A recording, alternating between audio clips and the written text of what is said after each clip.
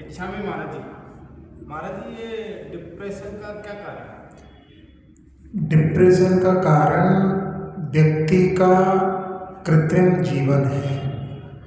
आप देखेंगे जो लोग कम पढ़े लिखे होते हैं वो कभी डिप्रेशन का शिकार नहीं होते।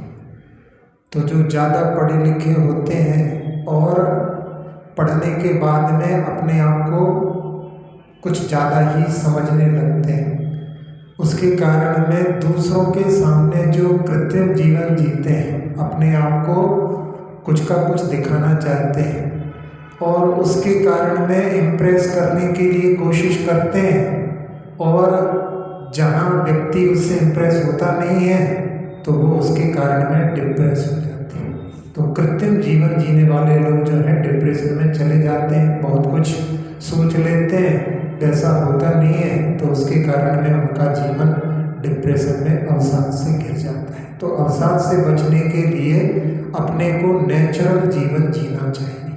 अपन दूसरों के सामने प्रदर्शन का जो जीवन जिएंगे उसके माध्यम से ये स्थितियाँ कभी भी निर्मित हो सकती हैं। तो इसलिए अपने लिए सकारात्मक सोच रख करके, और संसार जो है जहाँ पर कितने बड़े बड़े लोग हो चुके हैं, उन्होंने जब अपने नाम की जो है ख्वाहिश नहीं की, तो हम क्यों अपने नाम की ख्वाहिश रखें। ऐसे भावों से भी सकारात्मक सोच के साथ में सबको जो है समान दृष्टि से देखते हुए जहाँ जो व्यक्ति अपने जीवन को जीता है वो जो है अवसाद से कभी भी घिराव में नहीं आता। आध्यात्मिक जीवन जिसका होता है वो कभी भी जो है डिप्रेशन का शिकार नहीं बनता। इच्छा में महाराज जी दही नहीं खाना चाहिए ऐसे कि जिन लोग कहते हैं, इसका क्या कारण? जहाँ जैन धर्म जो है अहिंसा प्रधान धर्म है, अहिंसा परमो धर्म कहा है। कई लोगों की ऐसी धारणा है कि जो दही जमाया जाता है उसमें बैक्टीरिया होते हैं, और उन बैक्टीरिया के कारण जो दही जमता है तो वो त्रस्त जीवों के कारण में वो जैन लोगों को खाने योग्य नहीं है। लेकिन उसमें जहाँ त्रस्त बोल रहे हैं और बैक्टीरिया बोल रहे हैं, अब वो उसमें उनसे पूछते हैं कि आपने कैसा देखा, तो कहा भाई माइक्रोस्कोप से देखा, उसमें चलते हुए जीव दिखाई देते हैं। जबकि अपने यहाँ उसमें जो है एकेंद्रीय जो मतलब जीव होते हैं, जहाँ पर जैसे पानी है तो इसमें भी जो है एकेंद्रीय जीव होते हैं, जल को काया बना करके रहते हैं। लेकिन दूध में तो वो भी नहीं होते, बैक्टीरिया उनके यहाँ पर मानते हैं। लेकिन जब यदि अपन ऐसा माने कि पानी में चलते हुए जीव हैं तो चलने वाले जीव तो जो है त्रस होते हैं। लेकिन जहाँ जब उसमें अपन चूने को पानी में डालो तो उसमें भी जो है इधर उधर जो है रासायनिक प्रक्रिया होती है और वो इधर उधर चलते हुए दिखाई देते हैं, तो उसके माध्यम से उनको भी जीव बोलने लगो, जबकि वहाँ पर जीव ही नहीं है। तो बस यही होता है, जब उसमें जामन आदि डाला जाता है तो दूध के पार्टिकल्स जो हैं वहाँ पर इस प्रकार से केमिकल रिएक्शन जैसी होती है, उसके कारण में वो इधर उधर चलते हैं, लेकिन वो जीव नहीं है। हाँ, ये बात जरूर है कि जब उसकी मर्यादा से बाहर हो जाता है तो फिर उसमें त्रसजीव भी उत्पन्न हो जाते हैं। तो अपने यहाँ पर जो है मर्यादा के बाहर की कोई भी चीज़ होती है वो जो है त्रसजीवों से युक्त हो जाती है, अभक्ष हो जाती है, तो उसको खाने का निषेध किया है।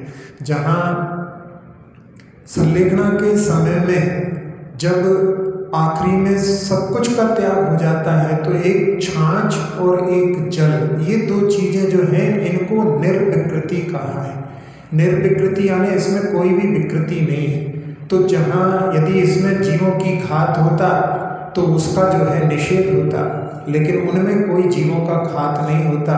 तो जो मर्यादा के अंदर का बना हुआ जो दही है वो जो है खाने योग्य है, और उसके माध्यम से ही छाछ का निर्माण होता है। विकृति यानी उसमें कोई भी विकृति नहीं है। वो शरीर के लिए आखिरी के समय में उसको जो है रख करके और बाद में उसको भी छोड़ करके जल का जो है ग्रहण करते हैं, और जल को भी छोड़ करके पूरे संलेखना को धारण किया जाता है। तो इसलिए जो है ऐसी जो धारणा है लोगों की कि उसमें त्रस्त जीव हैं वो गलत है। वो जो है वहाँ पर खाद्य है जहाँ जिसके माध्यम से जब तीर्थंकरों ने भी उसका उपदेश दिया है तो उसको कहीं से कहीं तक अवक्ष नहीं कह सकते। जैसे अपन हम पानी छानते हैं, उसकी जीवानी को हम उसी में डाल देते हैं, फिर उसमें भरा भरा पानी, फिर उसको कहाँ किस में डालना चाहिए? जहाँ पर किसी घट में आप उसको एक बार छानने के बाद में उसमें दोबारा छान करके उसकी बिलछानी कर लेते हो तो वो तो एक अलग हो गया कि आप दिन भर में आपका प्रयोग कर रहे हो। लेकिन जहाँ उसके लिए जिस स्रोत से लाए हैं, कुएं से लाए हैं, तो कुएं में उस बिलछानी को डाला जाता है।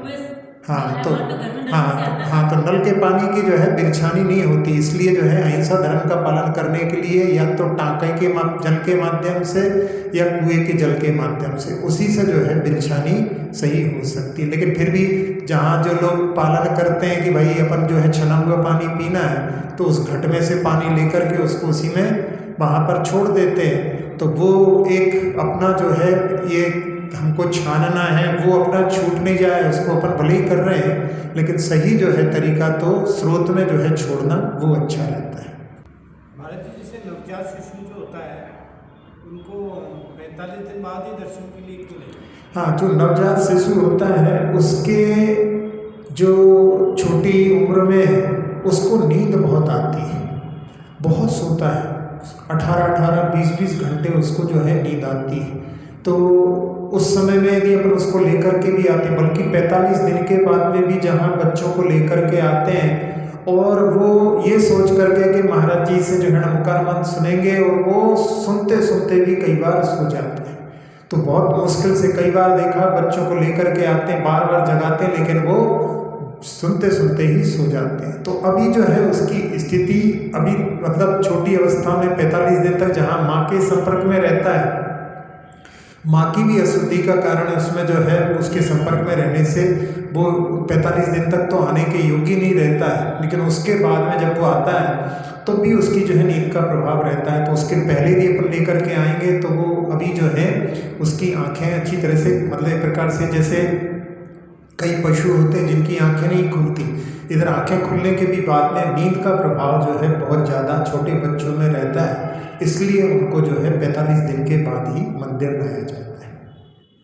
अच्छा महाराज जी, जैसे कई लोगों में कहावत है शिखर जी जाते हैं तो वहाँ मरण होता है तो उत्तम माना जाता है, ऐसा कहावत नहीं, ये तो अच्छे क्षेत्रों पर मरण हो ऐसी भावना संलेखना करने वाले साधक भी जो है प्रतिदिन भावना करते हैं कि भगवान हमारे जीवन में जितना भी बचपन से लेकर आज तक जितना भी पुण्य अर्जन हुआ हो तो उस समय में भगवान आपके नाम का स्मरण करते हुए हमारे प्राण छूटे। तो जहाँ शिव तीर्थंकर की जहाँ 20 तीर्थंकरों की निर्वाण स्थली है उस पर जो है उनके भक्ति भाव से जो वंदना करते करते यदि किसी के प्राण छूटते हैं तो वो तो एक प्रकार से उसको पूरे जीवन का जो है फल वहाँ पर मिल गया। लेकिन ये एकांत नहीं है कि वहाँ पहुँच गए तो सब अच्छा ही होगा। वहाँ पर पहुँचने के बाद में भी आजकल जैसा चल रहा है जिसमें कि लोग जो है सेल्फी आदि में लगे रहते हैं, जहाँ चरणों के दर्शन तो दृष्टि नहीं है और केवल अपनी सेल्फी की ओर दृष्टि है, और उसी में जो है जहाँ रास्ते में जो है खाते पीते चल रहे हैं वहीं पर जो है अशुद्धि भी कर रहे हैं। यदि इस प्रकार का यदि कार्य कर रहे हैं और उसमें यदि किसी का ऐसे करते हुए मरण होता है तो उसको जो है अच्छा मरण नहीं कहा जाएगा। वो तो जो बड़ी मुश्किल से जो है इस प्रकार के धने अच्छे भगवान की भक्ति करते करते कई बार होता है मंदिर में भी दर्शन करते करते ही अर्घ चढ़ाते चढ़ाते भी कई लोगों के प्राण छूट जाते हैं। तो वो जो है भगवान की भक्ति करते करते यदि प्राण यदि वंदना ईश्वर जी की वंदना में यदि इस प्रकार के कार्य करते करते होते हैं तो वो जो है श्रेष्ठ माना जाता है। अच्छा भी महाराज जी, आजकल ये सोशल मीडिया के फायदे और नुकसान क्या है? सोशल मीडिया के अपन फायदे और नुकसान के बारे में देखें तो जहाँ पर कोई बड़ा कार्य करना होता है उसमें सोशल मीडिया के माध्यम से बहुत सारे लोगों को जो प्रेरित किया जा सकता है। जैसे कि भी कुछ दिनों पहले जहाँ जो नांदनी मठ की जो हथनी थी उसके जो है विरोध में सब लोगों ने मिलकर के जो कार्य किया, ऐसे कार्यों को जो है वैसे और किसी के माध्यम से सब लोगों को जोड़ना मुश्किल होता है, लेकिन उसके सोशल मीडिया के माध्यम से ऐसे कार्य किए गए। लेकिन इसके जो फायदे भी हैं वो साथ साथ में नुकसान भी इसके ये हैं कि लोग जो है इसमें बहुत सारा समय अपना बर्बाद कर देते हैं, और साथ साथ में जैसे कि इससे जो है एक फायदा अपन इस दृष्टि में ले सकते हैं कि अपन इसके माध्यम से पापों से अपन निवृत्ति प्राप्त कर सकते हैं। पापों से लोगों को बचना चाहिए, क्योंकि आजकल सोशल मीडिया का जमाना है, कहीं पर भी कोई फोटो खींच सकता है आपकी।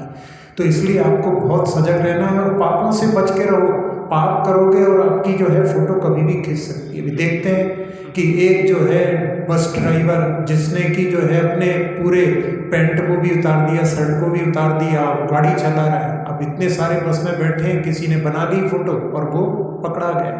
अभी कुछ दिनों पहले ही जहाँ एक बच्चे को जो है शर्ट को रस्सी से बांध करके दो मैडम ने 4 साल के बच्चे को, वो अपना जो है होमवर्क करके नहीं आया था, उसको जो है टांग दिया और वहाँ पास में ही छत पर कोई व्यक्ति ने उसका जो है वीडियो बना लिया और उसके कारण में वो लोग गिरफ्त में आ गए। ऐसे ही जो है एक जगह पर जो पुलिस में जो काम करने वाले सब इंस्पेक्टर थे, वो बस में जो है अपनी गाड़ी में ड्रिंक कर रहे थे और उसके कारण में ड्रिंक एंड ड्राइव स्वयं उसने ही जो है रिकॉर्ड बना करके और उसको वायरल किया और उसके ही अधीक्षक ने उसको जो है सस्पेंड कर दिया। तो ऐसे जो है इसके माध्यम से कहीं भी यहाँ पर स्वयं जो है इसमें ऐसे फंस जाते हैं, कोई भी आपकी जो है फोटो बना सकता है। इसलिए अपने लिए इसके माध्यम से यानी फ़ायदा उठाने की दृष्टि से कि पाप जो है अपने लिए पकड़ने अपने को बहुत जल्दी गिरफ्त में जाते हैं। कहीं कहीं पर जहाँ पर लिखा रहता है कि आप कैमरे की नज़र में हो, तो इसके माध्यम में आप लोग कोई पाप मत करो, नहीं तो आप जो है पकड़े जाओगे। तो ये अपने लिए एक संकेत भी इसके माध्यम से कि सोशल मीडिया के माध्यम से अपने को पापों से बच करके रहना चाहिए। जहाँ आजकल जो है बड़ी बड़ी ऊपर से जो सैटेलाइट्स होती हैं उसके माध्यम से भी जो है रिकॉर्डिंग हो जाती है। कोई खुले जंगल में भी कोई पाप करता है तो उसका भी जो है वहाँ पर वो गिरफ्त में आ जाता है। तो इसके मन फायदे इस दृष्टि से पाप छोड़ने के लिए, और साथ साथ में इसके माध्यम से जो लोग अपना बहुत सारा समय बर्बाद करते हैं उस दृष्टि से ये जो है हानिकारक भी है। अच्छा ही महाराज जी, ये मोबाइल से जो लत है इसको छुड़ाना असंभव है? देखो, यहाँ पर मोबाइल की लत छुड़ाना इम्पॉसिबल आप कह रहे हो, और इम्पॉसिबल वर्ड जो है वो अपने आप में ही कहता है कि आई एम पॉसिबल। कोई भी चीज़ होती है वो इतनी मतलब ऐसी नहीं होती कि अपन उसको छोड़ नहीं सके। बस केवल मन में अपने लिए सबसे पहले तो जहाँ जो डीएक्टिवेशन सेंटर्स होते हैं वहाँ पर ये सबको रियलाइज़ कराया जाता है कि मैं इसके गिरफ्त में हूँ। जब ये व्यक्ति स्वीकार कर लेता है तो फिर उससे बचने के बारे में सोचता है। अभी तो लोग सोचते नहीं हम तो कोई है ही नहीं है, हमें कोई वही नहीं है, लत ही नहीं है। अभी इसको मान करके लोग उसकी लत में गिरफ्त में फंसे हुए हैं। तो उससे बचने के लिए यदि अपन पहले से इसको मान लें कि हम गिरफ्त में हैं और हमको कैसे बचना है, तो कुछ चीज़ों को अपन अपने घर में जो है उसको अप्लाई कर सकते हैं। एक तो सबसे अच्छा तरीका है कि रात में जहाँ शयन करते हैं वहाँ पर अपनी मोबाइल जो है अप्रोच में ना रहे, अपने पास में मोबाइल रख करके ना शयन करें। दूसरा, कुछ ऐसे जो है जोन बनाएं जिसमें कि मोबाइल अलाउड ना, मतलब जैसे खाने की टेबल है उस पर मोबाइल अलाउड नहीं रहेगा, तो जितनी देर तक जो है भोजन आदि करेंगे उतनी देर तक मोबाइल का प्रयोग नहीं करेंगे। अपन लोग जो है इसको समझते हैं कि कैसे बड़े बड़े लोग भी ऐसे हैं। कुमार मंगलम बिरला जब अपने घर जाते हैं तो उस समय में उनकी माँ उनसे हाथ से मोबाइल ले लेती, जब तक भोजन पूरा नहीं होता तब तक उनको मोबाइल वापस नहीं मिलता।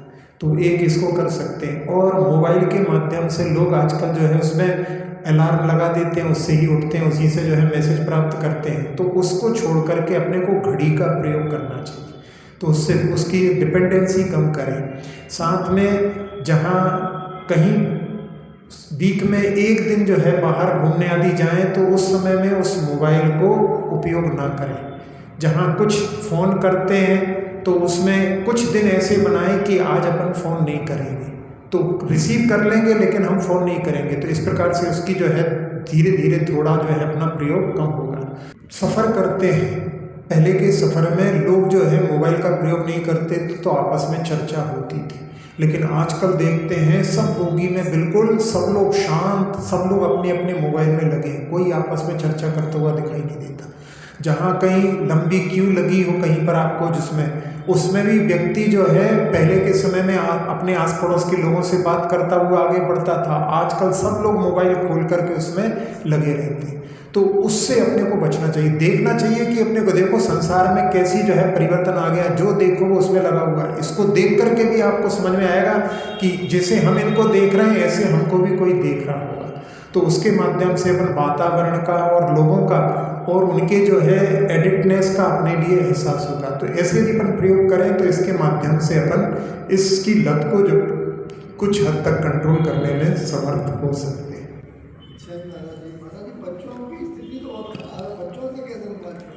बच्चों के मोबाइल के लिए जो है, बच्चों के सामने मोबाइल को प्रयोग ही नहीं करो। और बच्चों के लिए यदि ज़्यादा ही परेशान करने लगे तो अपने पास में स्मार्टफोन रखो ही मत। उस समय में जो बिना वो वाला रहता है ना, केवल जिसमें केवल कीपैड वाले फ़ोन, वो रखो। तो उससे जो है बच्चों के लिए रहेगा नहीं अपने पास में, तब जो है छूट पाएगा। कई ऐसे लोगों ने प्रयोग किए हैं जिसके माध्यम से बच्चों को जो है दूर करने में समर्थ हुए। महाराज जी ऐसा क्या करें कि अपना पुण्य बढ़ता रहे? पुण्य बढ़ाने के लिए देखो, पुण्य को बढ़ाना है अपने को तो पाप का अर्जन नहीं होना चाहिए। यदि अपन पाप का अर्जन करते हैं तो पुण्य को अपन बढ़ा कैसे सकते हैं, क्योंकि पुण्य जो है जहाँ बढ़ेगा, यदि पाप करेंगे तो उससे वो घट जाएगा। तो उसके लिए पुण्य बनाने के लिए जैसे कि अपने लिए अपन पुण्य के अर्जन के जो कार्य हैं वो बहुत कम करते हैं। क्या करते हैं आप लोग? षटकर्म करते हैं। षटकर्म में जो है थोड़े समय में हो जाते हैं, बाकी के समय में अपना जो जीवन है वो जो जीवन अपना पाप में ना हो। तो उस पाप से बचने के लिए अपने लिए जहाँ संयम के बारे में भी कहा है, तो जो षटकर्म में संयम है, तो संयम का अर्थ होता है अपन अपने मन से क्या विचार करें। यानी इंद्रिय संयम भी होता है और प्राणी संयम भी होता है। तो इंद्रिय के संयम में अपने मन का सही प्रयोग करें, मन का सही प्रयोग करें। अपन ईर्ष्या से बचें, दूसरों की तरक्की को देख करके यदि अपन जलते हैं तो उससे भी पाप कर जलते। तो दूसरी की तरक्की हुई है पुण्य से और अपन उसके पुण्य से जल रहे हैं, मतलब अपन पाप का अर्जन कर रहे हैं। और 5 पापों के विषय में अपने जो है परिणामों को अपने को संभालने की कोशिश करना चाहिए। और साथ ही साथ में कषायों के परिणामों से भी अपने लिए उनकी गिरफ्त में ना रह करके अपने लिए लोक कषाय धर्म का जो है पुण्य का लोक करना है, बाकी सब लोगों से बच करके। इस प्रकार के यदि अपन अपने जीवन को जिएंगे तो उसके माध्यम से पुण्य की वृद्धि होगी, पुण्य मजबूत होगा। महाराज जी गंधोदक को जैसे पीना मंदिर में क्यों वर्जित? मंदिर में अपने जहाँ कोई भी खाने पीने के कार्य नहीं किए जाते, जहाँ अन्य लोगों में चरणामृत मान करके उसका पान कर लेते हैं, तो अपने यहाँ यदि लोग सोचें कि अपन भी जो है चरणामृत पान करने लगे, फिर जो है नैवेद्य आदि खाने के लिए भी जो है मन होने लगेगा।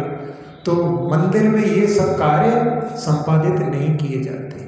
और जहाँ देखते हैं अपन कि कुछ ऐसी भी जो है थेरेपी होती हैं जिनमें स्पर्श के माध्यम से भी रोग दूर हो जाते हैं।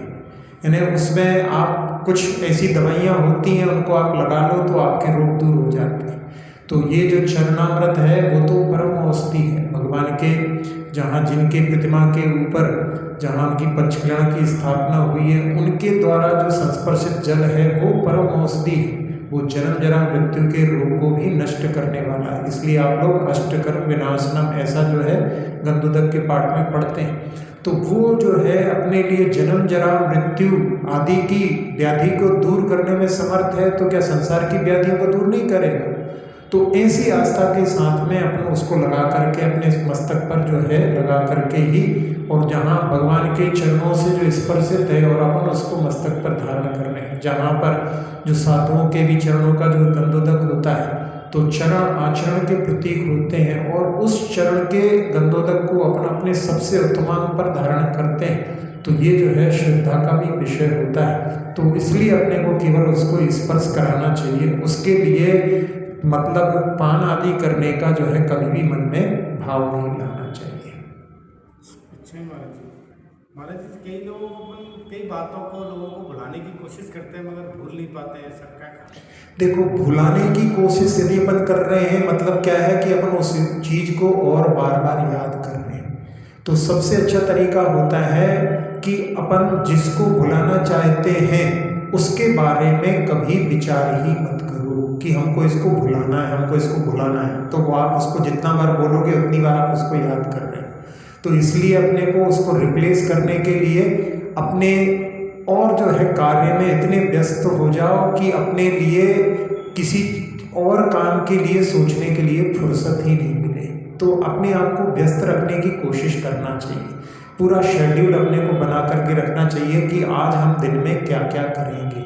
तो यदि अपना इस प्रकार का कार्य रहेगा तो अपने लिए और कुछ इधर उधर की बातों को सोचने का समय नहीं मिलेगा। तो उसके माध्यम से जिसको आप भुलाना चाहते हो वो जो है अपने कभी भी स्मरण में नहीं रहेगा। मतलब फालतू नहीं रहता। हाँ, व्यस्त रहना चाहिए अपने आप को, क्योंकि empty mind is devils workshop. जब अपने मन को अपन कुछ नहीं देते हैं तो वो जो है वहीं पर घूमता है जहाँ पर उसको पहले का अभ्यास है। आपने उसको छोड़ा तो वहीं चला जाएगा। तो इसलिए अपने को यदि जिस चीज़ में जो है अपने लिए भुलाना है, अपन ने उस मन को यदि कुछ आधार नहीं दिया तो बस फिर वो वहीं पहुंच जाएगा। इसलिए अपने को जो है पूरा दिन भर में शेड्यूल बना करके कि हमको आज क्या क्या करना है, इसलिए जो है स्वाध्याय आदि के माध्यम से अपने मन को, क्योंकि अपना मन एक बंदर के समान है और बंदर जो होता है उसके लिए कंट्रोल करने के लिए आचार्य गुणभद्र स्वामी ने आत्मानुशासन में एक लिखा है श्लोक में, सुतस्कंदे धीमान रमयतु मनो मरकट अमो। ये अपना मन मरकट बंदर है और इसको सुत स्कंद यानी स्वाध्याय में लगाओ। जहाँ पर स्वाध्याय में लगाएंगे तो फिर वो जो है इधर उधर नहीं भटकेगा। तो इसलिए अपने को हमने बोला था केवल ऐसा स्वाध्याय नहीं कि अपन जो है हर समय किताब खोल के ही स्वाध्याय करते हैं। स्वस्य भावस्य अध्ययनमिति स्वाध्याय, ये भी जो है स्वाध्याय है। अपने कैसे भाव चल रहे हैं अपन इसके बारे में विचार करो। जहाँ पर सोचो अपने लिए कि अपने मन में अभी क्या आ रहा है, मन में ये आ रहा है कि ये प्रवचन कब खत्म हो जाए। तो ये यदि मन में भाव आ रहा है तो ये आर्त ध्यान है। तो अपन इस प्रकार से अपने भावों को पकड़ने की कोशिश करो कि अभी हमारे मन में क्या चल रहा है। यदि हमारे मन में अच्छी प्रशंसा है तो अपने को सोचना चाहिए कि अभी अपने साता वेदनी का उदय चल रहा है। और जहाँ सब अनुकूलताओं के बीच में भी यदि अपने लिए ऐसा लगने लगे कि अच्छा नहीं लग रहा है तो अपने को सोचना चाहिए अभी असाता का उदय चल रहा है। तो ऐसे जो है अपने भावों का भी जो है अपने को चिंतन करना चाहिए। तो स्वाध्याय यदि अपन जब करेंगे तो उसके माध्यम से ये विधा सीख करके अपन अपने भावों को पढ़ने की भी जो है कोशिश करें तो वो भी एक स्वाध्याय। अपन कहीं पर भी बैठे हुए चलते हुए सफ़र में कहीं पर भी ऐसा स्वाध्याय बीच बीच में करके अपने आप को कि इस समय में यदि मेरी आयु का बंध हो तो कौन सी आयु बंधेगी, तो हमारे परिणाम कैसे हो रहे हैं। तो उस आकुलता व्याकुलता के परिणाम रहेंगे या हमारे संतोष के परिणाम हैं, हमारे संयम के परिणाम हैं या असंयम के परिणाम हैं। ऐसे जो है अपन परिणामों के माध्यम से अपनी कौन सी आयु बंधेगी उसका अपन जो है निर्धारण करें। तो इसके माध्यम से वो भी जो है स्वाध्याय अपने मन को जो है सही दिशा में ले जाने का एक अच्छा प्रयास हो सकता है। महाराज जी, रात के सपनों से कैसे बचा जाए? नहीं, रात के सपनों से बचा नहीं जाता। रात के सपने जो आते हैं वो सपने तो स्वाभाविक रूप से होते हैं अपने लिए। जहाँ दिन भर अपने आप को इतना व्यस्त रखो जिसके माध्यम से अपने लिए जैसे बतलाया कि मन के जो है अपने विचार जो है हमेशा अच्छे प्रशस्त बने रहे। तो आपके लिए सपने भी जब प्रशस्त आएंगे तो फिर अच्छे प्रशस्त सपनों से बचने की कोई जो है बात नहीं होती। अपने लिए अशुभ सपने आते हैं इसका मतलब है अपन अपने मन को छोड़ देते हैं और वो जो है अशुभ दिशा में भी जाता है तो उसके सपने आते हैं। तो बहुत सारे सपने तो अपने जो कुछ अपन दिन भर करते हैं सोचते हैं उसी संबंधी आते हैं। तो इसलिए जो है अपने लिए व्यस्त रखो तो उसके माध्यम से सपनों में भी आपको जो है मुक्ति, मतलब जैसे अशुभ सपनों से मुक्ति मिल जाएगी। महाराज जी, शुभ सपने भी आते हैं तो उसमें क्या है कि सुबह जगते हैं ना तो जैसे इसमें पूजा करते तो झमाई बहुत आती है फिर। नहीं, वो आपको ऐसी गलत फहमी है कि सपने आने से आपकी नींद अच्छी नहीं हो पाती। सपने आने से नींद का कोई संबंध नहीं है, ये तो मन का काम है। लेकिन आपका शरीर स्वयं सहन करता है, तो उसके माध्यम से अपन गलत धारणा बना लेते हैं, तो अपन उसको उससे जोड़ लेते हैं, तो वो उससे कोई संबंध नहीं है। अच्छा महाराज जी ये व्यंतर होते हैं भूत प्रेत, ये परेशान कर सकते हैं क्या मनुष्य को? देखो, ये व्यंतर देवों के बारे में भी अपने आगम में वर्णन आया है, और जहाँ पर अपने लिए मंदिर में अपन प्रवेश करते हैं तो उस समय में बोलते हैं निस्सही निस्सही।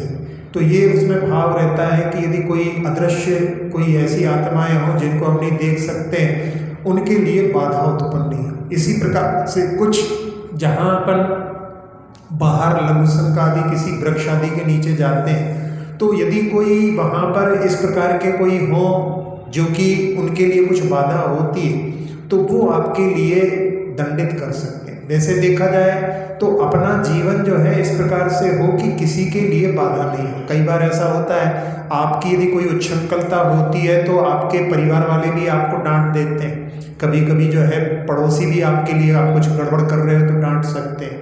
तो अपना जीवन अच्छे से हो। जैसे आप कहीं जाते हैं तो उस समय में बच्चों को छोटे छोटे क्लास में भी सिखाया जाता है कि मे आई कम इन सर। तो वो जब वहाँ पर अपन बोलते हैं तो इसी प्रकार से जिस जगह का अपन उपयोग कर रहे हैं उस जगह पर जहाँ लघुशंक आदि होती है उस समय में अपन उसको वहाँ भी निस्सही निस्सही बोल करके कि इस जगह का मैं प्रयोग कर रहा हूँ, तो उसके माध्यम से फिर किसी से कोई नहीं। हाँ, किसी का पूर्व का ऋणानुबंध है, किसी के साथ में पुराने ऐसे संबंध हैं, वही जो है व्यंतर बन गया, तो वो आपके लिए पीड़ित ही नहीं कर सकता। वो आपका यदि मित्र होगा तो आपकी सहायता भी कर सकता है, क्योंकि उनके पास में शापानुग्रह शक्ति, दोनों प्रकार की शक्ति, ऐसा उनका प्रभाव होता है। तो ये जो है चीज़ें आगम में वर्णित हैं, लेकिन अपने लिए इन चीज़ों पर ज़्यादा ध्यान देने की जरूरत नहीं। कई लोगों के लिए इस प्रकार की बाधाएं होती हैं, वो एक बात अलग है, लेकिन अपने तो भी भगवान की आराधना करो। इनके बारे में अपने को जो है ज़्यादा विचार करने की आवश्यकता नहीं है, और अपने को सावधानी पूर्वक जीवन जीना चाहिए, जिससे कि जो है किसी के लिए दुख ना हो। यदि अपन इस प्रकार का जीवन जीते हैं तो फिर उसमें अपने को कोई डरने की बात नहीं है।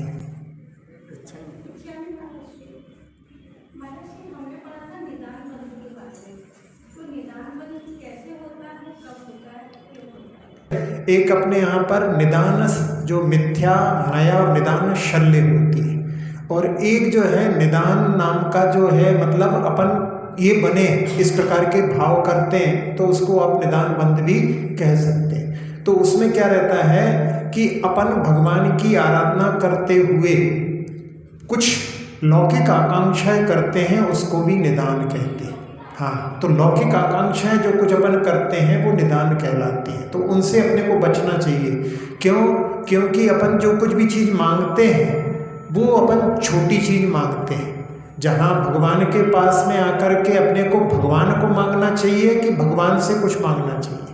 तो भगवान के पास आए हैं तो अपने को भगवान को प्राप्त करना चाहिए। इसलिए कहते हैं जिनगुण संपत्ति हो तो मज्जम या वंदे तद्गुण लब्धे, हम आपके गुणों की प्राप्ति के लिए आपको नमस्कार करते हैं। और अपन जो कुछ भी चीज़ मांगेंगे वो सब जो है लौकिक आकांक्षा रहेगी, तो उसमें क्या होगा, अपने लिए वो चीज़ें प्राप्त हो जाएंगी, लेकिन वो जब प्राप्त होती हैं तो फिर धर्म में रुचि नहीं रहती। तो ये निदान का सबसे बड़ा जो है मतलब एक प्रकार का जो है घाटा है कि उसके माध्यम से जो उस पद को प्राप्त करता है उसमें धर्म में रुचि नहीं होती, इसलिए कभी भी निदान नहीं करना चाहिए। तो भगवान के सामने अपनी इच्छाएं तो होती हैं कि हमारे लिए ये प्राप्त हो वो प्राप्त हो, लेकिन उसको भगवान के सामने कभी व्यक्त नहीं करना। यदि अपन व्यक्त करते हैं तो फिर वो निदान के अंतर्गत आता है। मन की इच्छाएं भगवान के पास में आने से अपने आप पूर्ण होती हैं। इसीलिए पूजा के लिए कहा है कि काम दुहि काम दाहिनी, वो अपनी मन की सारी इच्छाओं को पूर्ण करने वाली है। लेकिन अपन जब उसको कह देते हैं तो वो निदान के अंतर्गत आता है। जब बिना मांगे ही सब कुछ मिलता है तो हम क्यों मांगे, इसलिए अपने को निदान से बचना चाहिए। अक्षर पद मात्रा से दूषित वचन अगर मनहीन रहे और प्रमाद कषाय के वश में सम्यक अर्थ विलीन किए, जिन वाणी माता मेरी उन सब त्रुटियों को